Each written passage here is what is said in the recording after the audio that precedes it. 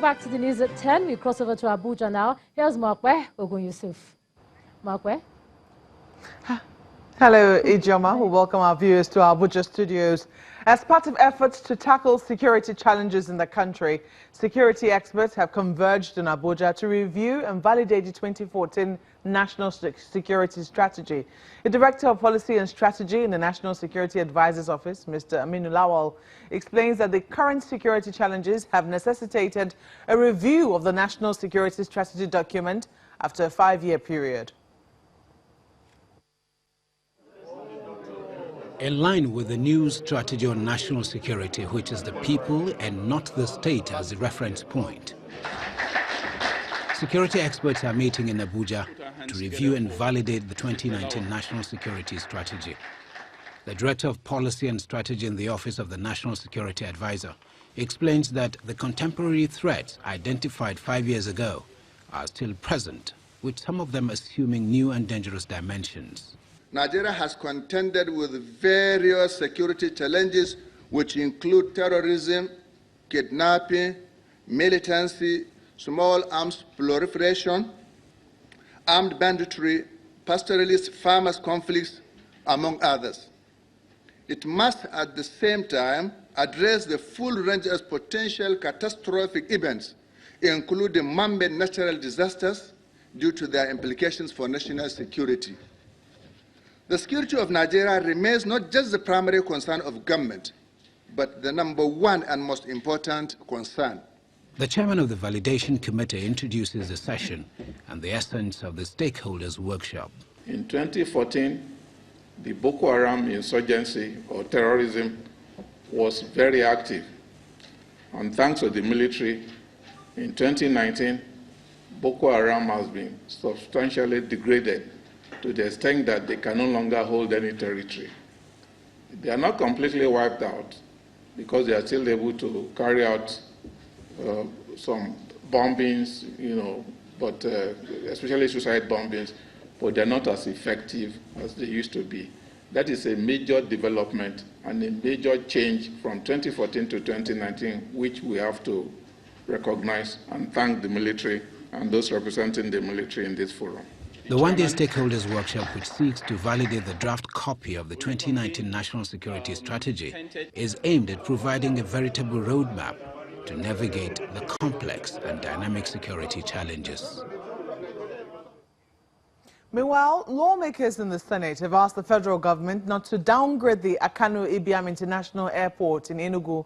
Instead, they want the federal government to rehabilitate the airport's runway, develop a water source from a nearby river, and construct new terminal buildings. This is sequel to a motion sponsored by 11 senators from the Southeast, South-South, and North Central.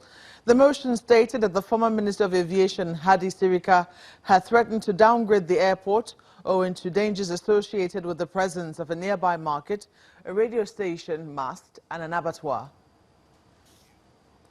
And staying with matters in the southeast, major markets in Onitsha, the Anambra State commercial hub, were today shut down following the sit-at-home order by the proscribed indigenous people of Biafra, IPOB.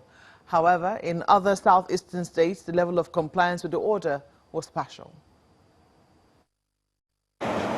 It's not business as usual as major markets in Onitsha, including the Bridgehead Market, the main market, building market in Ogidi, among others, are shut. The sit-at-home order by the proscribed indigenous people of Biafra, IPOB, is responsible for this.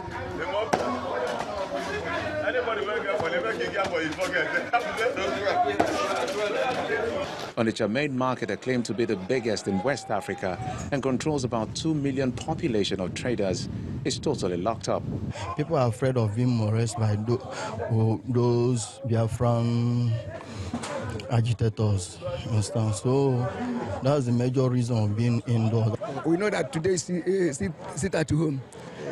But if all of us sit at home, how can people travel, go where they are going to? However, in Awka, the state capital, there is zero tolerance to the sit-at-home order as business activities, human and vehicular movement continue peacefully. According to the Anambra State Commissioner of Police, Mr. Mustafa Dandaura, the State Police Command has made adequate deployment in all flashpoints. Since last week, we have been parading, we have been conducting show of force, and the total number of 26 IPOB members were arrested. At the time they were trying to come, they now saw that everywhere was flooded by police and law enforcement agencies. Hence, they could not come out. In Imo State, the level of compliance to the sit-at-home order by the leadership of IPOB is low.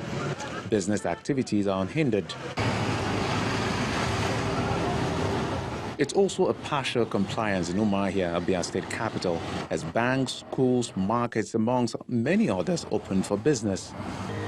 The sit-at-home protest, according to the proscribed group, is in deference to those who lost their lives in the civil war that lasted about 30 months, starting from 1967.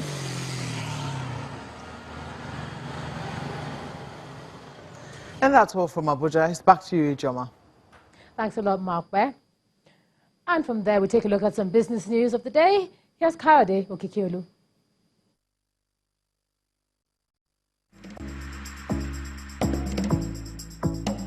You First. First Bank.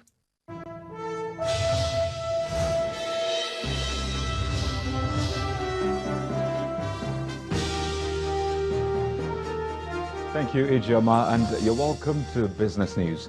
The National Industrial Court sitting in Abuja has asked the suspended Director General of the Securities and Exchange Commission, Mr. Munir Gwarzo, to be reinstated and all his entitlements paid in full. The SEC chief was removed from office in November 2017 by the former Minister of Finance, Mrs. Kemi Adeosun. The court also declared that the administrative panel of inquiry set up by the former finance chief on Gwarzo was, quote, biased and partial, setting aside the panel's report. Last month, an Abuja High Court also dismissed charges of 115 million naira fraud brought against Munir Gwarzo and a former executive commissioner of the SEC by the Independent Corrupt Practices and Other Related Offences Commission. And the managing director and head of global research for Africa and Middle East at Standard Chartered Bank in London, Razia Khan, says the reappointment of Central Bank Governor Godwin Emefiele signifies continuity and confidence for foreign investors. In an exclusive interview with Channels Television, the renowned economist, however, expresses worry over Nigeria's cost of debt service and other borrowings, as well as defending the foreign exchange market. The Nigerian economy seems to be over the worst. Technically, it is not in recession any longer. But the key takeaway still is that if we were to extend the growth picture out even further, there has been a meaningful slowdown in economic growth. Nigeria has, of course, been helped by the stabilization of oil earnings. At Standard Chartered, we are constructive in the oil price outlook both in this year, next year, in the medium term. We expect to see an average of $74 a barrel for Brent crude this year, $83 a barrel over the course of next year, and other things being equal, this should be good for the Nigerian economy. But the real question is, when does proper growth momentum get restored to the non-oil economy? The kind of trend growth rate that we have seen, admittedly, it has improved from the depths of the recession, but growth could be a lot stronger. More meaningfully, if Nigeria is going to have a serious effort at poverty alleviation, there is no known record of any country in history that managed to lift a large proportion of its population out of poverty without necessarily achieving a robust growth rate at the same time. So the bottom line is, the good news, Nigeria's growth has been improving from those very low levels, but it's still not good enough. In order to have meaningful socioeconomic transformation, in order to lift many more millions of people out of poverty, Nigeria needs accelerated growth. And for that, it really needs the non-oil economy to be performing that much better. Well, elsewhere, the Senate has approved the payment of 129.4 billion naira as payment for outstanding subsidy claims to oil marketers. The Senate adopted the report of its Committee on Petroleum Resources Downstream on the promissory note program and a bond issuance for oil marketers' outstanding claims, which revealed that the country in the last 6 years has spent over 10 trillion naira for subsidy payment. The Senate, however, frowned at the continued payment of subsidy by the federal government, believing that unless the value of the naira is tackled, the issue of subsidy cannot be solved. The Nigerian Stock Exchange has held the first edition of a new series of investors' briefing known as Facts Behind the Sustainability Report. The report is expected to promote environmental, social and governance practice among listed companies, and it was presented by Dangote Cement. What is due to them? The idea of sustainability reporting in the stock exchange stems from the need to comply with the principles for responsible investments in order to determine risks and returns. We actually focus on talent development. As a member of the Sustainable Stock Exchanges Initiative, the NSE released its disclosure guidelines for premium board listed companies in January 2019. A reason for this briefing by Dangote Cement. This decision is timely as well as strategic to the growth of the capital market, as more stakeholders are now aware that the promotion and disclosures of environmental, social, and governance principles can indeed facilitate more meaningful engagement between investors and listed companies. The 2018 report outlines some of our sustainability efforts in the year under review, structured around the 7 sustainability pillars, which are institutional, cultural, operational, environmental, financial, economic and social responsibility. With Dangote Cement as the pioneer reporting company, it goes beyond just compliance.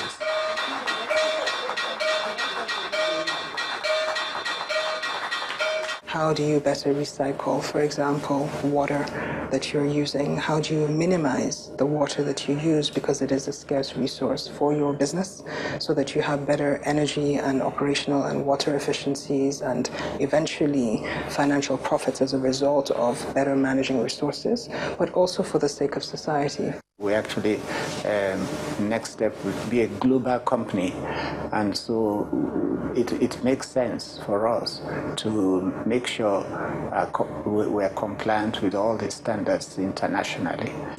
The timeline of January the 1st, 2019 is in full effect. More companies are expected to comply before year end as the NSE rolls out more standards next year. Temple Ashaju, Channels Television News. And we stay with the Nigerian Stock Exchange, where sell-offs across all major counters pulled back the stock market's primary indicators after Tuesday's massive rally as investors resumed from the presidential inauguration holiday with profit taken. Let's get more details from Ekaite Afia.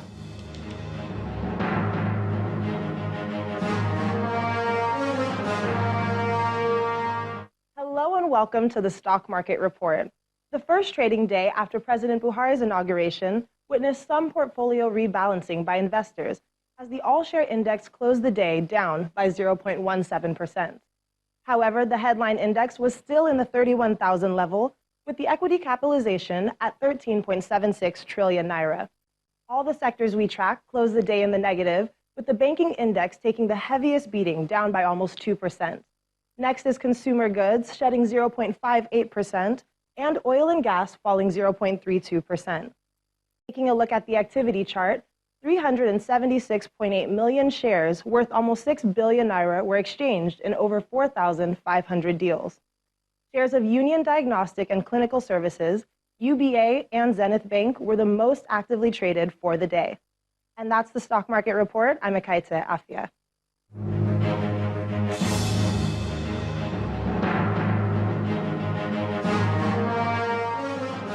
Thank you, Ekaite. Major global stock markets closed today's session with mixed sentiments despite concerns over the global economy and lingering trade war between two of the largest world economies. Here are some snapshots.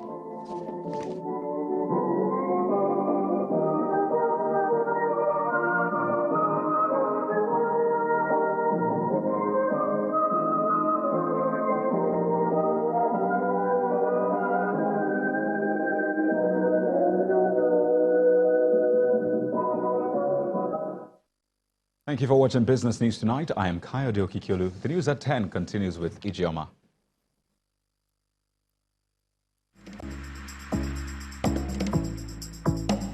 You First. First Bank. Thanks a lot, Coyote. Still ahead on the news at 10, and coming from our London bureau is Around the World in 5 minutes. Just stay with us.